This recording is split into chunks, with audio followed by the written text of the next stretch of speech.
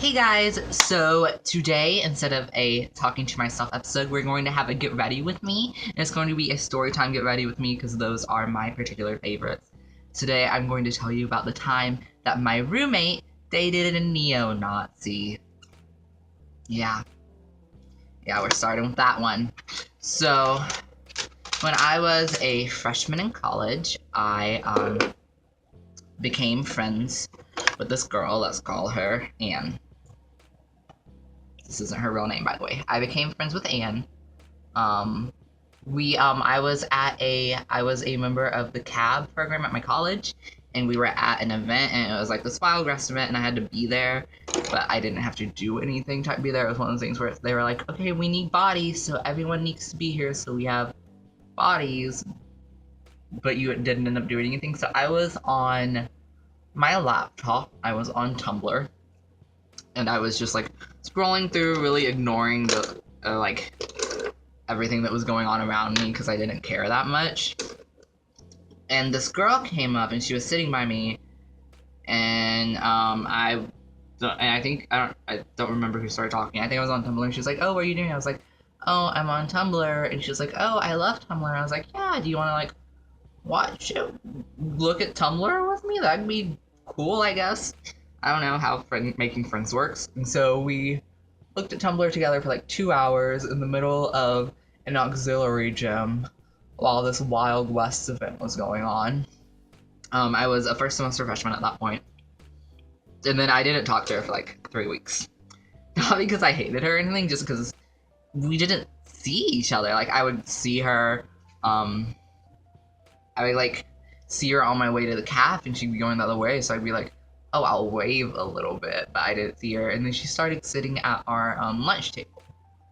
And our lunch table comprised of like a couple of upperclassmen. Like, there was a senior, there were a couple juniors, there were a couple sophomores, there were a couple freshmen. It was really interlaced. And a common quality was like most of the girls that weren't freshmen were all in a sorority. They were all in the same sorority. And Anne was also in that sorority, so she started sitting there. And she sat by me one day, and someone made like a meme, and she was talking about she like started sitting there, but we still didn't talk for some reason.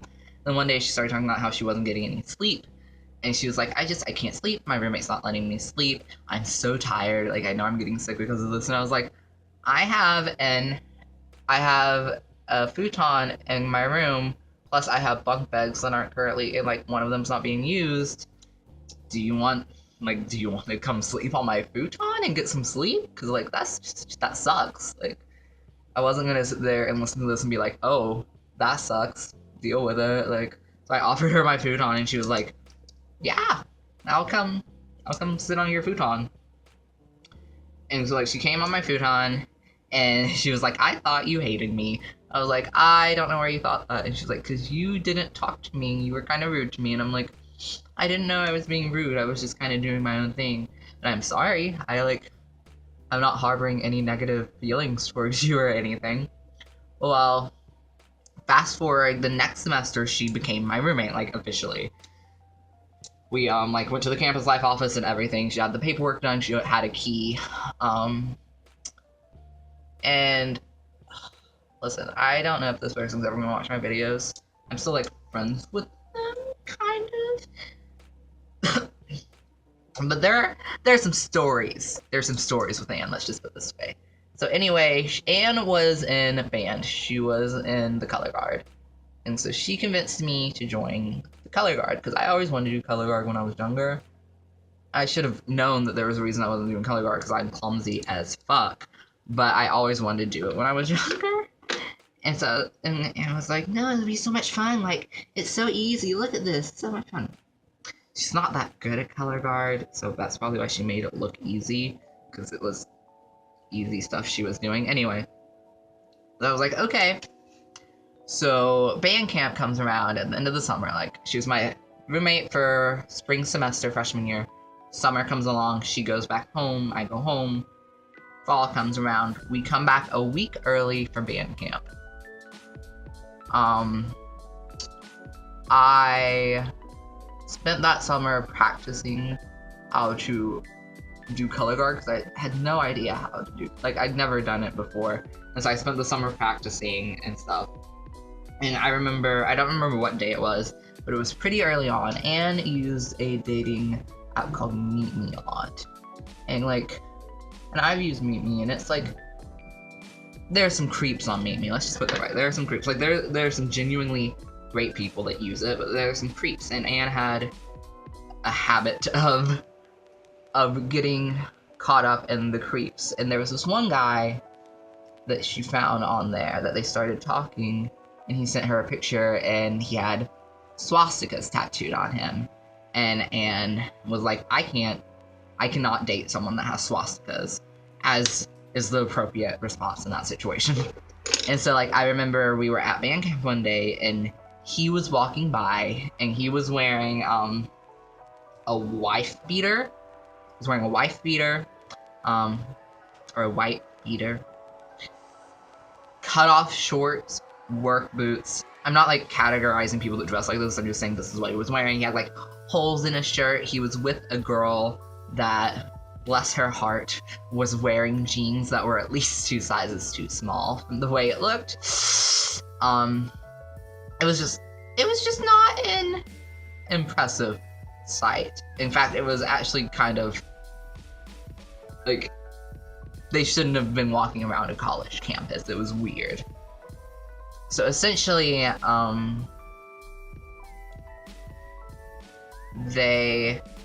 she was like, oh, hey, yeah, that's that guy, that's that really gross guy. And I was like, oh, well, I'm so glad that you told him off. And I didn't think anything of it. And then, like, a couple weeks later, she was in my room, and she was like, yeah, I'm, me and my friend Lexi. No, that can't be her name.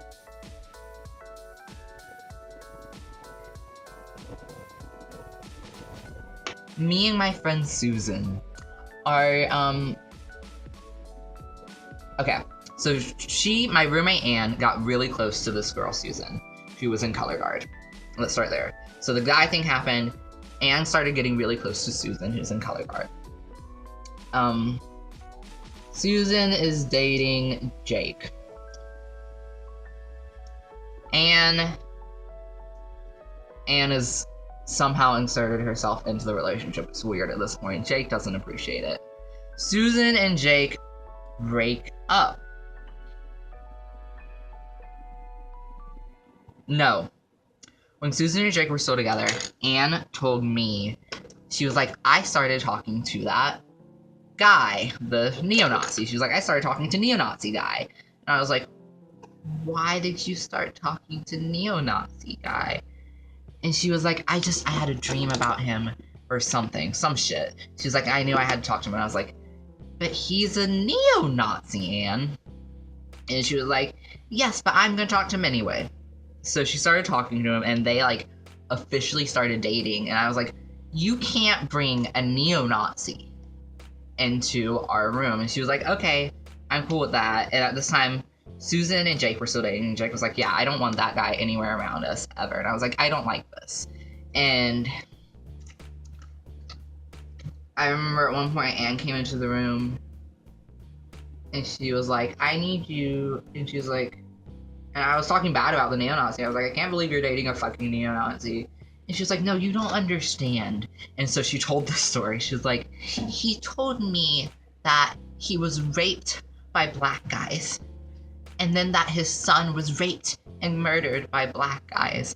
And that he got sent to jail because of it. And then was raped by black guys in prison. And that's why he joined the Aryan Brotherhood. But he's not in it anymore. And he's getting his tattoos covered up.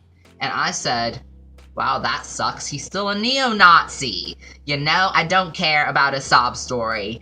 He's a neo-Nazi. So, I am continuously voicing how angry I am about this, right? Jake and Susan break up. Apparently Jake was cheating on Susan or something. I don't know what happened there. I'm still not sure on the entire details behind it, but they broke up. Susan starts dating someone that's in the military. that also began supplying Anne and Susan with drugs, and was the neo-Nazi's best friend. And so they actually like began to completely desert the room, and the only time I would see Anne during this time was like when she was with the neo-Nazi. So I like go home for Christmas break, Anne goes home for Christmas break, she's still with the neo-Nazi, right? And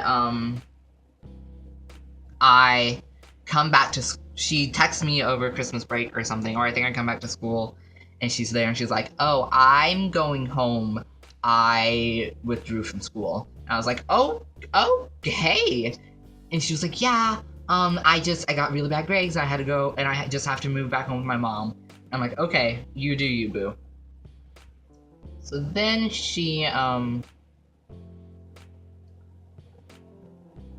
then I am perusing the Facebook. I'm perusing something. And I see, and during this time, she's still dating the Nazi dude, right? And I'm still not white. Just in case you didn't miss that from this entire thing. I'm still not white. And she's my roommate, and also she's going to be my best friend at this point. And she's still dating the neo-Nazi.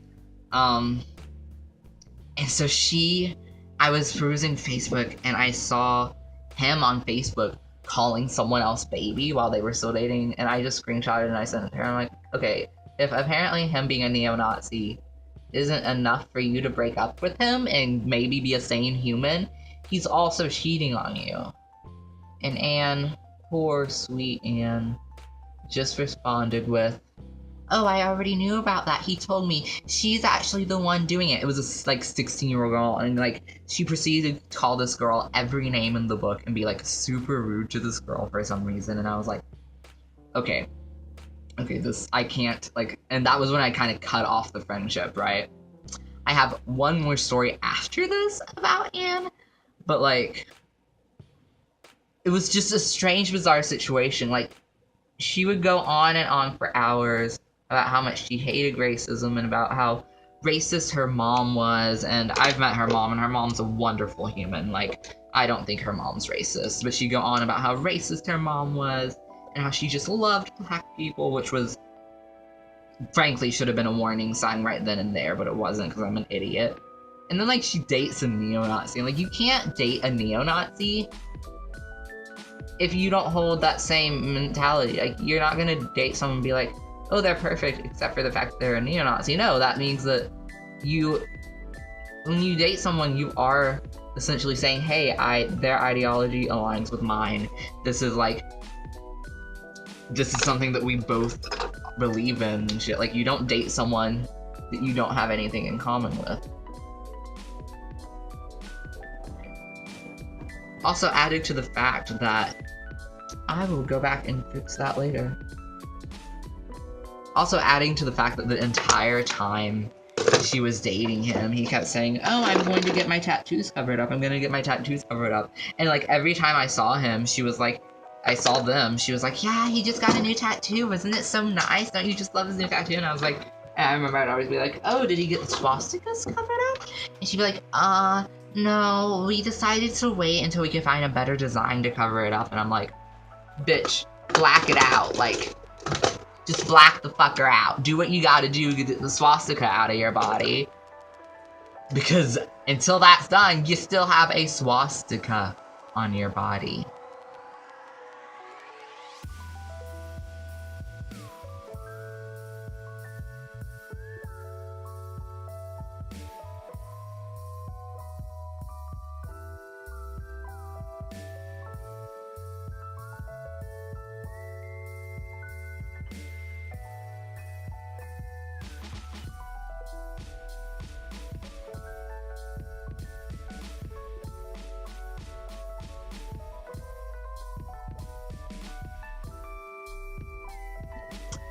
I very vividly remember at one point, because we kept in contact, like we'd be in touch and go contact here or there, and I remember at one point I was talking to her and she was like, "Yeah, Travis is moving down," and this is like 2 months after she left school. She was like, "Yeah, Travis is moving down to Florida to be with me," and I was like, bitch, you're taking a neo-Nazi to Florida. Okay. Okay. Like, in those 3 months, did he get any of those swastika statues covered up? Spoiler alert, he didn't, because he's a neo-Nazi. So I went to see her. I actually saw her over the summer. That was the first time I saw her in over a year. And so I went to see her because we were driving through, so I thought, why the heck not? And I brought it up. I'm like, yeah. She was like, yeah, I haven't had the best luck with men. She was talking to my boyfriend. That entire trip is a whole nother story. Anyway, but she was talking to my boyfriend. She was like, yeah, I'm bad with men. And I was like, yeah, like the time you dated the neo-Nazi. And she's like, yeah, I just don't make the best decisions. Ha ha. And I was like, bitch, you racist as fuck. I didn't say that. I wish I would have, because bitch, that racist as fuck. Like, I just don't know. Ooh, that is not the right color for my nose. I just don't know. I don't know where in her mind she got the idea that it was okay. That, like, dating a neo-Nazi is a temporary lapse in judgment. Because, spoiler alert, it's not. Like, it's not. She actually, like, if you want to hear this full story, I'm about to, like, give you a little hint of, I can tell you it. But she actually, while we were there, had this guy with us, because she was into him. And, like, we went to our hotel because we were like, okay, look, everyone in this car is over 21 because all of us were over 21. Like, the guy was, like, 23, she's 22. I was the youngest at 21. We were like, let's go drink because we have some alcohol. She got us some Midori, which is real great. I'm actually appreciative for that. Thanks for the alcohol. And I found out, like, I didn't really realize it, but I found out the next morning that her plan was for everyone to have a foursome in our hotel room. And, like, the reason we were even going through Florida is because we just dropped my mom off in Texas, and we had to get back home to move and shit. We didn't have time or energy or will or, like, any of that shit for a foursome with a random drug dealer guy. Anyway, and we were, like, on our way to the hotel room, and this guy that she brought along, he got a call from someone, and that guy was like, yo, I see you're at this hotel that they're at, where's my money? And he was like, nah, dude, we're just hanging. I can get your money to you later. And, like, the guy said something. He was like, no, dude, it's like they're not even from town. They don't have anything. And they were like, I was like, I'm about to get robbed and murdered in Tallahassee, Florida, because this racist bitch just brought I don't even know how to describe this man. Except he was an overgrown 13-year-old who smoked a lot of pot. And I'm not saying that pot users don't do that. Like, he smoked like, he definitely did a lot more drugs, but his big thing, like, he talked a lot. He, like, showed us his pipes and stuff, which is cool, but that's kind of the only way I remember him now. He brings a bad name to stoners. All the stoners out there, the legal states, I'm sorry that people like this in illegal states, Florida, do that. It was weird.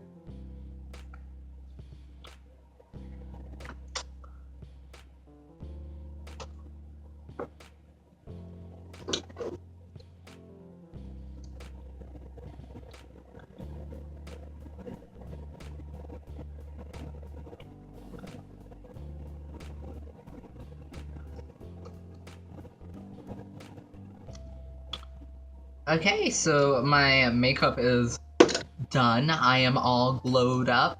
I hope you enjoyed the story about the neo-Nazi and then the little story about the time that I was pretty sure we were gonna get robbed. If you would like more of these, I have lots of stories like this. So if you like more of these, tell me, and I'll be sure to share it with you. I'll see you guys next time. Bye.